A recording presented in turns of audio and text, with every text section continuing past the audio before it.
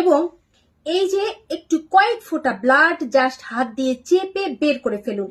আপনার বাড়িতে বা আপনি নিজেও যদি উচ্চ রক্তচাপের রোগী হয়ে থাকেন তাহলে আজকের ভিডিওটি অবশ্যই ভালো করে দেখুন, প্রয়োজনে সেভ করে রাখুন বা প্রিয়জনের সঙ্গে শেয়ার করে রাখুন। কারণ রাত 12টা থেকে ভোর 4টার আগ পর্যন্ত উচ্চ রক্তচাপের রোগীদের জন্য একটা ক্রিটিক্যাল সময়। এই সময়ের মধ্যে হার্ট অ্যাটাক আসতেই পারে, অর্থাৎ হার্টের ব্লাড পাম্পিং হঠাৎ করে বন্ধ হয়ে যেতে পারে। যদি এমনটা হয় তাহলে বুঝবেন কি করে? বুকের মাঝ বরাবর থেকে বাঁ দিক পর্যন্ত এবং চোয়াল ঘাড় সহ অসহ্য রকম একটা পেইন হবে, ব্যথা তৈরি হবে এবং একই সঙ্গে ঘাম হতে পারে। এটা কিন্তু পেটের ভেতর থেকে শুরু হয় না।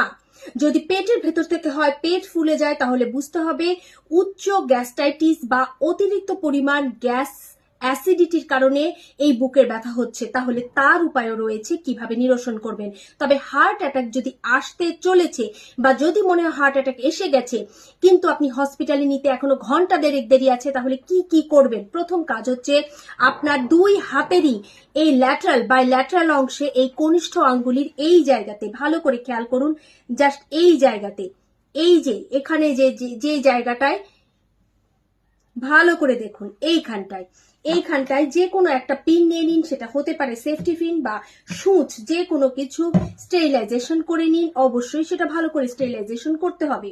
করার পরে জাস্ট ছোট্ট করে একটা ছিদ্র করে দিন এবং চেপে এখান থেকে ব্লাড বের করে দিন। কয়েক ফোঁটা ব্লাড জাস্ট হাত দিয়ে চেপে বের করে ফেলুন। এতেই কিন্তু আপনি সময় পাবেন অন্তত 3 ঘন্টার মতো।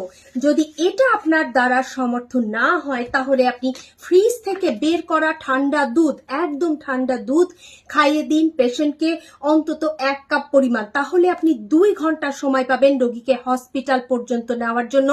এর মধ্যে রোগী কিন্তু তার জীবন রক্ষা করতে পারবে এবং তারপর পরবর্তী ব্যবস্থা আপনি নিতে পারবেন।